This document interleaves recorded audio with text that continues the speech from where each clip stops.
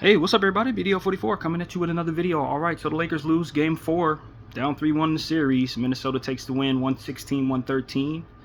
And we're going to get into the stats and just, commentate as we can. This is fresh. The buzzer literally happened less than a minute ago, so this is fresh. So the Lakers shot 45%, 36 of 80. The Lakers shot 40% from 3, 19 of 47. That's a lot of threes shot.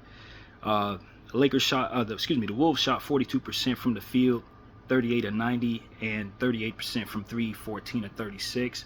The Wolves got to the line 33 times, hit 26 of them for 78%. The Lakers got to the line 25 times, hit 22 of them for 88%. So that right there is a pretty big discrepancy. The rebounding was really what hurt us bad tonight. 49 for the Wolves, 41 for the Lakers. 18 offensive boards for the Wolves, 11 for the Lakers.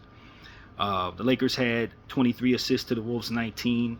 The Lakers had 6 steals to the Wolves 8. The Lakers had 7 blocks to the Wolves 2.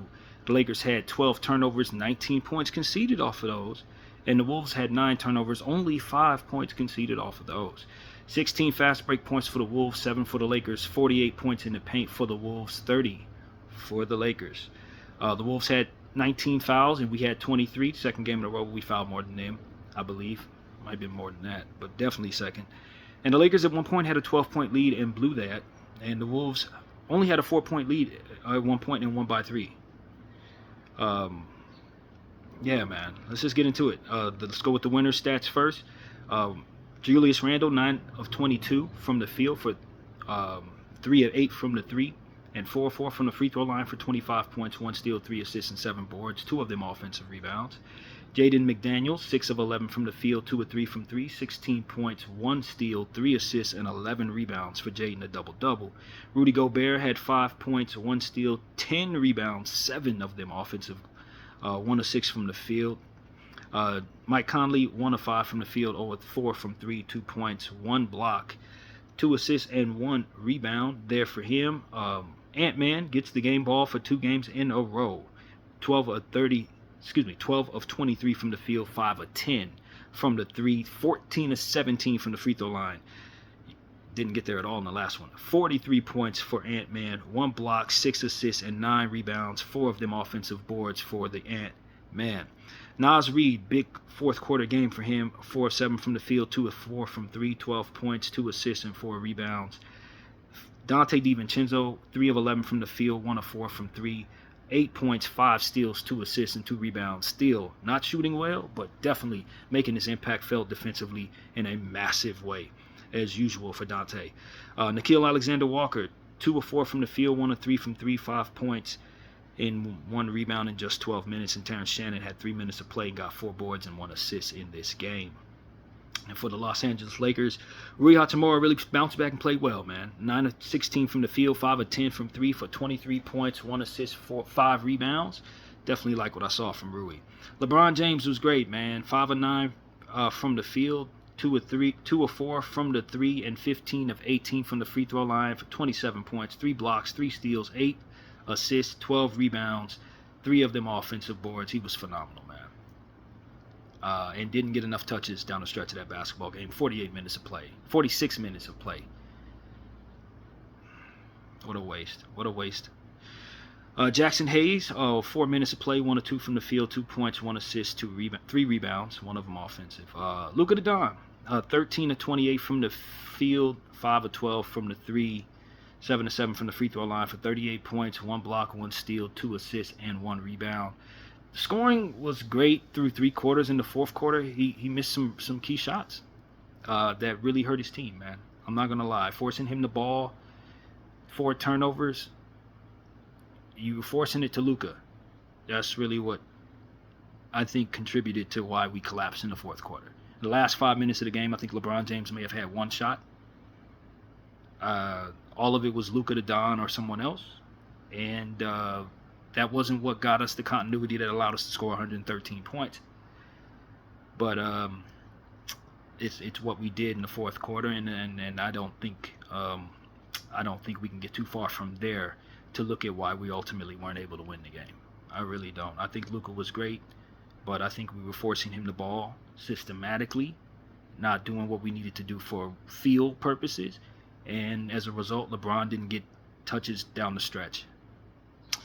Austin Reeves, 6 of 14 from the field, 5 of 12 from the 3, 17 points, 2 blocks, 1 steal, 4 assists, and 7 boards. Missed the last 3-point shot. I know he'd love to have that corner 3 back.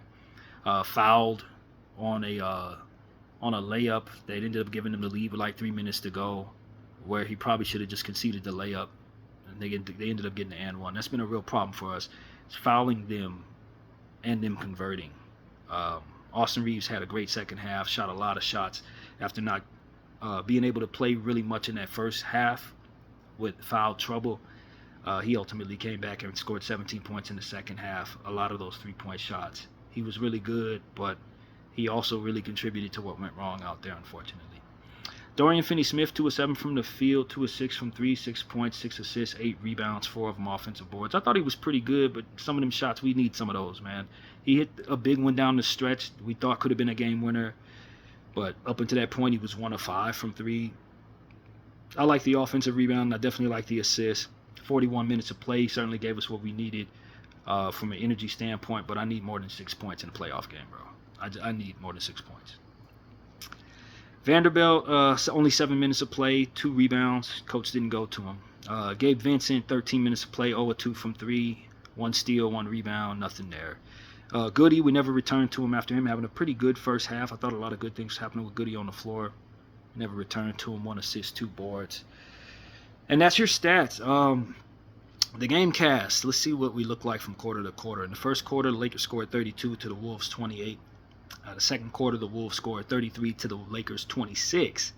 Then the Lakers in the third quarter had a 36 to 23 quarter, and then only scored 19 points. The Lakers did in the fourth quarter to the Timberwolves 32. So it was a lot of back and forth there.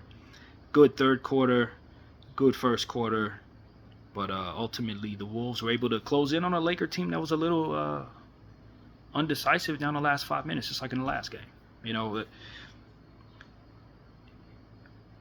it's sort of like going up against the Nuggets, you know. It is sort of like going up against the Nuggets. Last 5 minutes execution. It's a different way of approaching, but it's still the same result. Down the last 5 minutes, what are you doing wrong? Well, the Minnesota Timberwolves clamp us defensively throughout the whole game.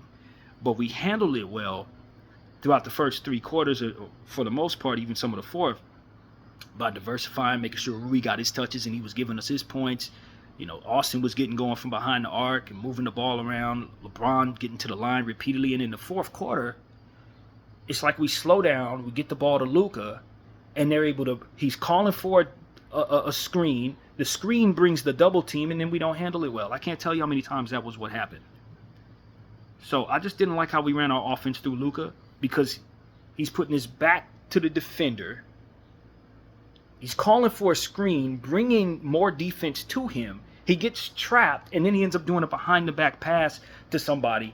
We must have seen that at least 7 times. It was just not the better offensive attack, but we kept running it. And down the stretch, after showing it to him about 7 times throughout the course of the game, we went to that instead of what got us the scoring that we ultimately need. And as hard as it's been to score in this series, as hard as it's been to get offensive rebounds in this game, you needed not to go towards something that they were really having success defending. Luka's way of approaching his half-court setup plays right into Coach Finch's hands in this game. And I needed JJ to understand that.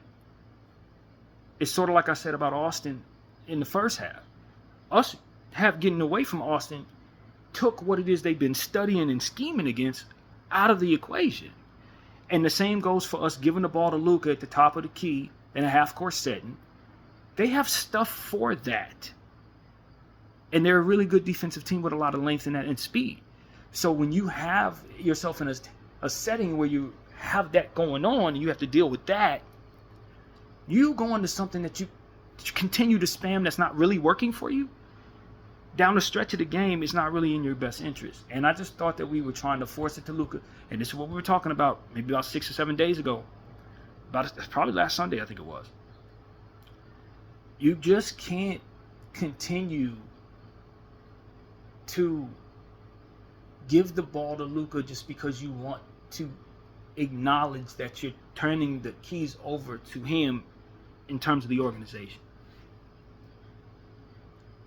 The object of the game is not, in these situations, is to not just make Luka feel like he's the man, but to make sure that Luka's winning basketball games. Because winning basketball games is going to make him want to be here.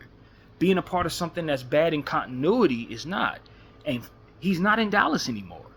He really does need to give the ball to LeBron James in a lot of cases to give himself the best chance to win. Because LeBron James is literally the GOAT. Maybe MJ is. Whatever. Not my point. He's literally the greatest player of all time. It's in your best interest to make sure he has the ball just as much as you. Because for whatever it is that you think you're going to do great, you can trust that he's going to do just as much great because he's who he is. And I just thought that as an organization, our coaching staff, and trickle down to the players on the floor, did not trust LeBron James down the stretch of the basketball games over the last couple games. And we are not better for it. He's been balling. You've wasted 2 straight great LeBron James games in the playoffs because you want to get the ball to Luka the Don, who's fantastic, but they're scheming him. Minnesota is. They're scheming him. They're scheming Austin. They had no answer for LeBron James. LeBron's been getting to the line 16 times, if I'm not mistaken, in this game. And he doesn't get any touches, but he maybe get 1 or 2 touches down the stretch of the last 5 minutes. And you wonder why you only scored 19 points in the quarter. I just think, once again, this team proved they're not better than Minnesota Timberwolves, first and foremost. And we are going to lose the series at this point. I think we're all clear on that. I don't think we're going to win another game in this series. But you're going home because you played politic ball as an organization. You're going home because you didn't have the size on the floor, as we've continued to disrespect for probably 6 or 7 years in a row now, one way or another. We didn't have the size on the floor to rebound the freaking basketball. You gave up 18 offensive rebounds in this game. You only lost by 3, Lakers. 18 offensive rebounds. And then the fouling. How many times we got to talk about the fouling? 26 of 33 from the free throw line. For the damn Minnesota Timberwolves, you gave them 26 points at the free throw line. And 8 extra chance points from the offensive rebounds in comparison. 7 offensive rebounds more than us. 8 total boards more than us. You shot way better from the 3 than them. 19 of 47, we were excellent from behind the arc. I thought we shot okay in the paint too, for the most part. We weren't too terrible. 30 points in the paint, they were better because they attacked it more. 48 to 30. But at the end of the game, it just came down to y'all being indecisive, too one-dimensional, and ultimately running stuff that Minnesota had clearly defended very well throughout the course of not only this game, but all series. You're giving the ball to Luka far away from the 3-point line, let alone the key. And then him sitting there with his back to the basket, calling for his own teammate to bring his defender to him along with his own defender. And then hoping that a behind-the-back pass or skip pass or something like that works. It's just like, it's not, you're not playing into your own best interest. Working the ball around, finding Rui for the 3 was working tonight. Getting LeBron driving at the rim for layups was working tonight. The Luka thing, it was working when we were getting shots off. And, like, Luka's a great player, so he was obviously able to get some shots off. But, like, you forced it to Luka down the stretch of the basketball game, not because it was in your best interest, but because you are trying to establish a pecking order as an organization, it seems to me. And people just looking LeBron off, and I'm like, yo, one possession after another, I'm just seeing LeBron not get touches in the last 5 minutes. I'm just like, yo, you're not going to win this game. You can't win this way. And you didn't. JJ Redick, you are not better for not allowing LeBron James to touch the basketball in the last 5 minutes of any basketball game you're coaching, brother. And I don't give a damn if you got Luka Doncic on your team or not. LeBron James is LeBron freaking James. That's 4 NBA championships. You are not better for putting the ball in a 25-year-old guy who was throwing up last time over him. You're not better for that, bro. There are going to be times where you want Luka to run it, for sure. But you can't phase LeBron out. Luka had 28 field goal attempts. LeBron James had 9. But LeBron James had 15 points at the free throw line. Your scheme was trash. How LeBron only got 9 attempts at the field, bro? And you think you're going to win a playoff game with LeBron James only shooting the ball 9 times and he's on the floor for 46 minutes? You schemed it that way. Rui had more looks than Bron. Austin had more looks than Bron.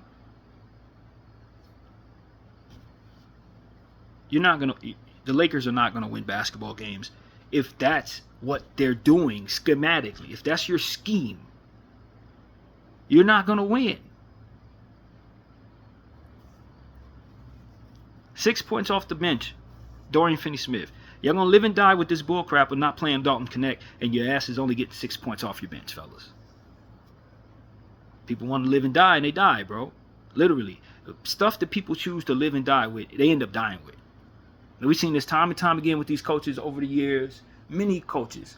A lot of them the opponent, because the Lakers have done a lot of winning over the years. They live and die with stuff, man. They won't get out of their own way with the things that they just are not going to allow. And some of those things are for their betterment.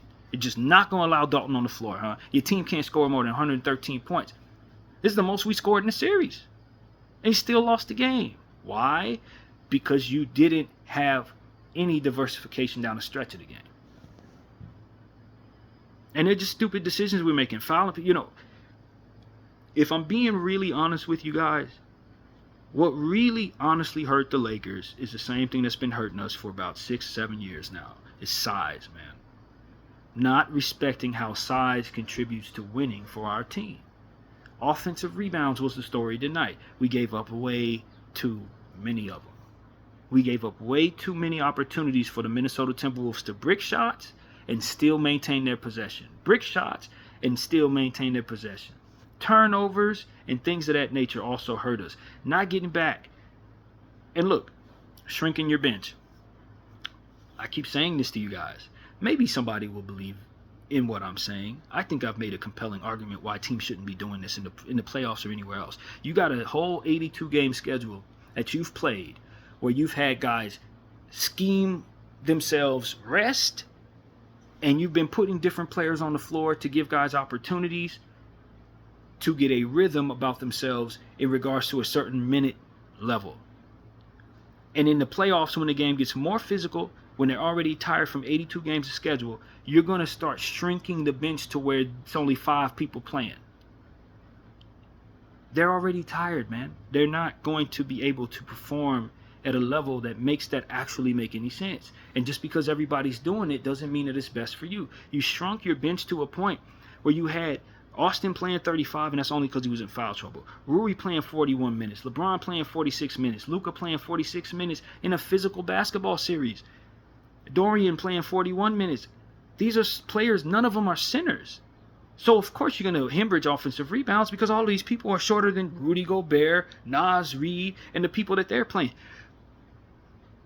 Shrinking your bench when you're undersized against a big team is going to leave you hurting. Rudy Gobert, how many offensive rebounds? He said he has 7 of them. Jaden McDaniels had 11 boards. Julius Randle had 7 boards. Ant-Man had 9 boards. Nas had 4. You can't shrink your bench in such a way that doesn't allow for fresh legs to play when you're undersized and responsible for rebounding over bigger people. Okay, that's the context of what I'm trying to say here.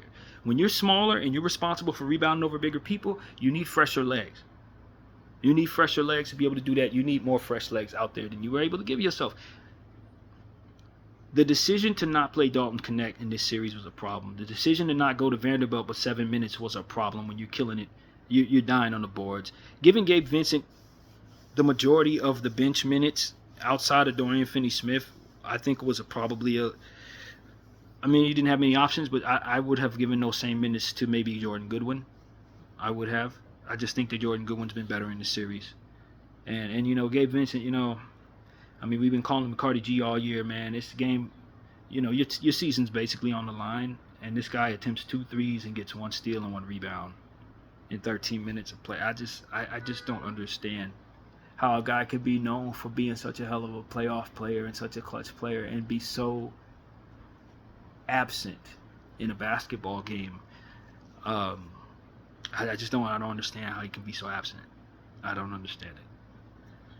But the Jackson Hayes decision to make him your starting center. All these people that were saying that Jackson Hayes could be your starting center potentially in the future. I told y'all to temper your expectations because Jackson he's got some strengths, but he's basically a player who's really limited, and to expect that he would be able to provide you any success as your starting center in a championship situation is asking too much of Jackson. It really is. Rui Hachimura, bounce back big, man. I got to give him his credit. I thought he was good tonight for the most part. Some of the things he did were a little frustrating here and there, but the majority of the night he was hitting big shots, and he probably should have had more looks. For sure. On a night like tonight when he was really scoring the ball 5 of 10 from behind the arc, I mean, damn.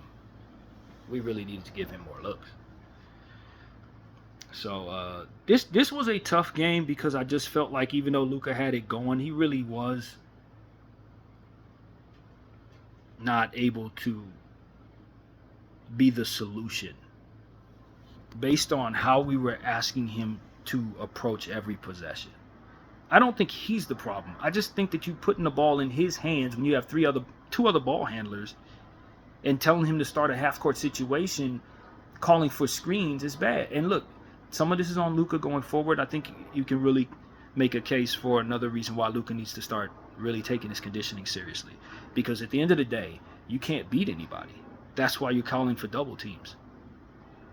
Because your condition is not where it needs to be. Old Luka, when he was first drafted, skinny Luka's blowing by people, man. He's blowing by people. He doesn't necessarily need a screen on every single possession that he's starting his half-court situation. But in this situation where there's faster, stronger, better conditioned athletes in front of him, that screen is necessary. When they didn't bring the screen, he ended up fumbling the ball off his foot down the stretch of the game. Luckily, we were able to get the timeout, but he needs to get his body in shape so that this wasn't what we saw. And that's one more case for him getting himself in shape. I didn't think he was bad. I thought he could have been better, though. Only 2 assists for Luka Doncic. That's not good enough, man. That's not good enough, brother. I like the 38 points, though. The shot making was amazing as always. But he's going to look back at the 1 rebound and the 2 assists, and he's going to really have a problem with himself in Game 4. He's not going to be happy with this. And I got to admit, man, I'm not a fluff fan. 38 points is impressive, but he was a big part of the problem. He was a big part of the problem. Despite having the 38 points, which I thought we couldn't get nowhere near where we ended up without him hitting those shots.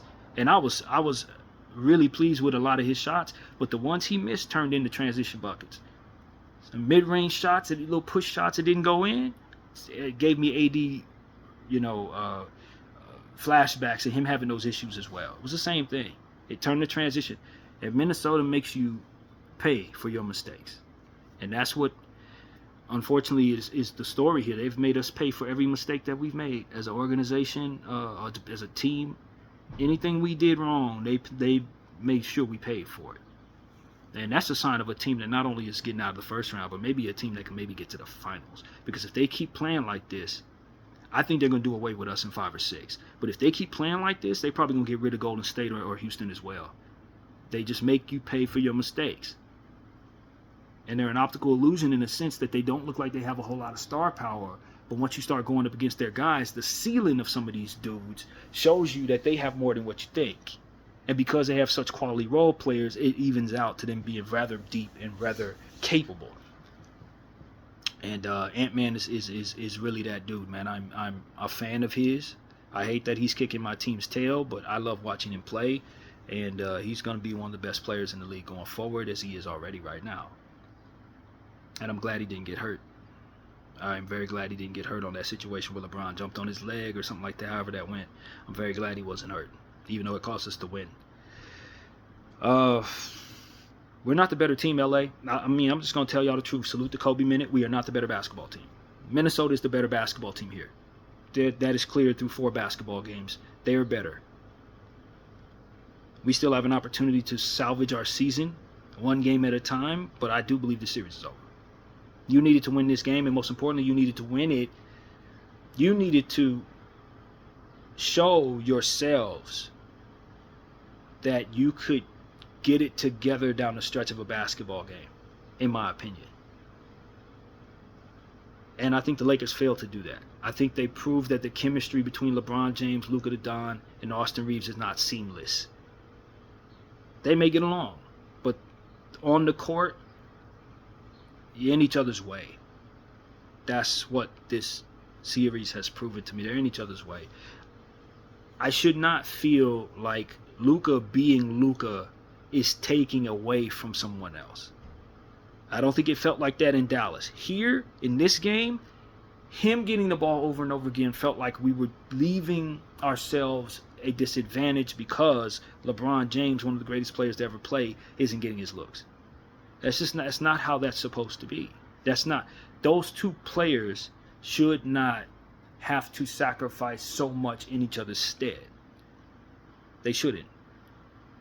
And that is ultimately what this is. This is not a vision for how a team is supposed to be constructed, and I think what we're running into is a team that's constructed to actually compete.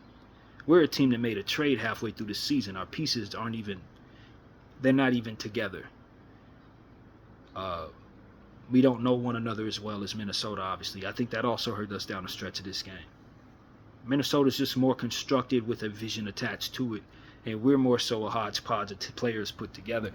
And that may sound like an excuse to a lot of people, but I do think it ultimately hurt us in this series when you talk about how much static our offense has endured in trying to make three people fit and trying to figure out who gets the ball down the stretch.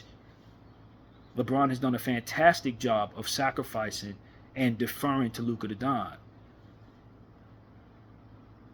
I don't think we were better for it tonight, man. I don't think we were better for it in the last game either. And I don't want to resent Luka Doncic because you want him to get the ball 100% of the time if he plays for 30 of the 32 teams. But unfortunately, this is one of the teams where you just got to say, nah, on certain nights I'm going to be better if Bron has the ball in his hands. And tonight, Game 4 of the series, that was what it was, man. So, you couldn't leave yourself without size, though. Them second chance opportunities what kicked you behind. Not only are you losing on those battles, but you're exerting a lot of energy because you're smaller. So that trickles down to less energy down the stretch of the game. I think we were a little gassed at the end of this game as well. I saw Minnesota had a bit more than we did. Guys, Ant-Man and Julius, they're just better conditioned athletes. And while LeBron is probably better than everybody in that way, he's still 40 years of age, and the guys around him they're not like that. They're not in that type of shape, man. And so I think the better team is winning the series, ladies and gentlemen. And I was worried. I told people to respect Minnesota. I told y'all. That's the part. And this ain't the time. I know people don't like hearing I told you so, but I mean, this is my natural reaction to what just happened. I knew to respect Minnesota so much more than we did. I knew to respect Minnesota so much more than a lot of our fan base did. And I did not give a prediction on this series. It wasn't because I thought the Lakers would be down 3-1 at any point in the series, but it's just because I understood that Minnesota, a lot of what people are looking at in regards to Minnesota, didn't have Julius Randle attached to it because he was out for a good portion of the season. So whatever their record is, you have to tack on whatever Julius would have done into where they are now, because that's what they have. That's versus what they didn't. It's really sour for me to be losing a series to Coach Finch, because I've been just burying him on my channel all season long. But I think the one thing that I've learned from Coach Finch is that he really does strategize pretty damn well with the defensive players that he has. His strength is to look at what you have wrong with you. He do a great job of studying there with him and his team. They study, and they know how to attack it, and they have the personnel to do it. Where I don't think he's any good, which is what I've been killing him about, is playing the young players on his basketball team, which to a point, I think his team has so much more versatility than he ultimately provides it. I don't have to waver from that just because he's winning a series against a broken basketball team with no bench and no size. I still think there are things about him as a coach that are trash, but his strengths are being showcased in this series, and you got to take your hat off to him. He looks like the best coach in the world right now. He's killing JJ. He's absolutely killing him. And so that's what I do say. People have strengths and weaknesses. His weakness for me is a pet peeve of mine. But his strength is something that's sending my team home, and I respect it. So that's pretty much what I gotta say, man. I'm sick of people saying Julius Randle's a bad playoff performer, man. He's kicking our butt. Okay? Give Julius his props. Jaden McDaniel's been a star in this series. It's great to see his ascension thus far. He's going to get even better from here. We drafted him. I wish he was on our team. Rudy Gobert, that was Bush League. I don't know why he was able to get away with elbowing not only LeBron James, but Austin Reeves in the head. Not great. Mike Conley played hard, ended up getting hurt there. I don't know if he'll be available for game 5, but we will keep an eye open there. Naz Reid, boy, was he fantastic in the fourth quarter, man. You got to give Naz Reid all the credit in the world for killing these Lakers. He's a Laker killer. I've been telling y'all that for years now. This series just reinforces the same. He's a Laker killer. And if he's on the team, you best believe you better guard him. And this brings me back to understanding. Nickeil Alexander-Walker hasn't had that great of a series, and his minutes have reflected in that. I think DiVincenzo's time to take some of those minutes. But I think this is what I want to say about the Minnesota Timberwolves. They got to the Western Conference Finals for a reason last year. They got past a team that kicked our butt in the first round. They beat the Denver Nuggets. And they did it doing the same thing they're doing to us. Choking them defensively, using their athleticism against them, and ultimately diversifying amongst their offense to get the most out of everybody while simultaneously playing on the defensive end in a way that really, really stifled a team like Denver. They're doing the same thing to us. It's the same exact series all over again. Only this time they're facing us instead of Denver. This is a team that's built to play well in the playoffs, and they are, man. They haven't lost but like 5 games in the last month and almost 2 months. They've only lost like 5 or 6 games, man. I'm not surprised based on that data that they're up 3-1 in this series, ladies and gentlemen. I'm just not. It's time to start putting some respect on the Minnesota Timberwolves team name as a contender for the championship this season. I think they could stifle a lot of teams. I don't think they're the favorite this year. I do think OKC's better than them, but I don't think Golden State's better than them. I don't think Houston's better than them, not based on what I'm seeing. I really don't. And so this team could very well get back to the Western Conference Finals again. I don't like writing us off, man. I don't have the greatest disposition for these type of things. I need to do better of having more faith and more fight and this and that. I'm more of a realist, kind of lean into my pessimism for comfort. I think the series is over. But I don't blame anybody for being a little irritated with me knowing that there's more basketball to play. And we do have a game at home on Wednesday that we do have to play and try to protect this house and extend this series. I don't see why we wouldn't try. That game is going to be at 7 p.m. And, you know, we have 4 games of data from which to study to look at what we've done right and what we've done wrong. But what I can say is, when you start the series off with this, let's get a feel out for them, you know, in your home court. You kind of lollygagging around. You set the tone against a team that went to the Western Conference Finals the year before, that you're not taking them seriously. And they look over at your second or first best player and see the guy that kicked them out of the season last year. Lollygagging, farting around as I like to call it, not playing hard in the first game. And you fast forward to where we are. If we would have taken care of business in that game, it would have been a tied series. If we would have played that game like we were serious, like we respected our opponent, it'd be a tied series instead of us having our back against the wall hoping to win 3 straight to stay alive. I think the Lakers' disposition in this basketball series has been bad. I think it's been bad. I think the numbers and the studying that we've done here has told us exactly what we see, and we've seen it. The Minnesota Timberwolves have scored 117 in the first game, 116 in the third game, 116 in the fourth game. The Lakers have scored 95 in the first game, 94 in the second game, 104 in the third game, and 113 in the fourth game. The numbers have been steady. We can't score against them.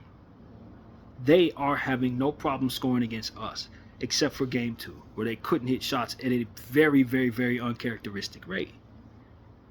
That was the one anomaly of the game of the series. Otherwise, they sweep us. You get swept, LA. You know what I'm saying? So, like, the decisions that we made to be small, the decisions that we made to rescind the Williams trade, the decisions that we made to bench Dalton Connect in this series, knowing that these scoring issues are in place, the decision that we made to remove Koloko and Jemison from our roster going into the playoffs, it's why you're down 3-1, in my opinion. You needed those players in place for what it is they did as options so that you could give yourself some chance, some opportunity to opt into something that could be big enough to get a board here or there, or to create some rim protection, or to make it so that you're not asking shorter players to keep leaping for rebounds that they're not getting, and keep, swiping at guys in the paint on 3-point plays that ultimately convert the 2-point field goal on the foul. I mean, these are things that don't happen if you have legitimate rim protection and bruisers out there. I can see Jemison maybe getting a frustrating foul call on an offensive foul with, a illegal screen or something like that. But I could also see him getting 6 offensive boards in a game like this. I could totally see Christian Koloko creating some rim protection where we didn't have any in certain key moments of a game. Or if nothing else, just giving us a breather with some of our players who have been asked to play 48 minutes in a series against people who are in better shape than them and younger than them. I can get mad at JJ for not doing enough with the little that he had. But that he had the little that he had was a choice made by people above him. And that, my friends, is why we wasted another LeBron James season. He's playing at a Hall of Fame level, man. And I'm telling you like this, I'm a Laker fan, right? Bet, Laker fan. But as a fan of LeBron James, if I were a fan of LeBron James and I ain't a fan of the Lakers, I feel like the Lakers have wasted LeBron James' tenure with some of the small ball, some of these roster decisions, some of these coaching decisions as an organization. And now that we're at the end of this season, I feel like his output and what it is he just gave us these last 2 games, I would have loved to have seen him on a different team if I'd have known this is how it was going to go. For his betterment, as a fan of him, that's what I would say. That he could have did that for the Timberwolves and get on to the next round. He could have did that for the Warriors and get on to the next round. He could have did that for the Rockets and did it. You see what I'm saying? Why waste that with the damn Lakers when the Lakers aren't going to do things that give him just the most adequate amount of, and people don't like using this word, but help to get to the next round, bro. He loses to the Minnesota Timberwolves in the first round. But his average over 35 points over the last 2 games. At 40 years old, this is what we're doing with this man? Like, I feel for LeBron fans. I want to tell y'all I'm on y'all side, bro. When it comes to this particular thing, I don't think the Lakers did that great, man. I don't think they done that great. I really don't. The way we approach this series, this first round, the playoffs, at year 22 of his career, I don't think we did the right thing, man. I don't think we did the right thing. I think we handled it bad on the court with not giving him his touches down the stretch of some of these games with basically our season on the line. And I don't think we did it right off the court as it pertains to making sure that he had adequate backups and players that could just make it so that he's not banging up against Rudy Gobert in the first round of the playoffs. I don't think we did a good job, man. I don't. So that's how I feel at the end of Game 4, man. I don't know, man. I got Bible study in like 15 minutes, so I ain't even got time to listen back to this video right now. And I probably need Bible study after watching that game. I really need some prayer. But that was a hard game to watch, bro. And the last one was a hard game to watch, and the one before that was a hard game to watch, and the one before that was a hard game to watch. We have yet to put a good game together. I thought this was the best offensive game we had, but I just thought down the stretch of the game, our lack of togetherness and continuity showed once again. And it's not the first time I've said that in this series. The decision to go to Luka over LeBron in the exaggerated way that we did, played right into the Minnesota Timberwolves' hands. And as a result, we're down 3-1 in the first round, about to go home if we don't figure something out that is actually effective in getting us victories. So, what are the Lakers going to do? Are they going to mail it in Game 5? Or are they going to play protect this house? BDL 44, I think you're off watching.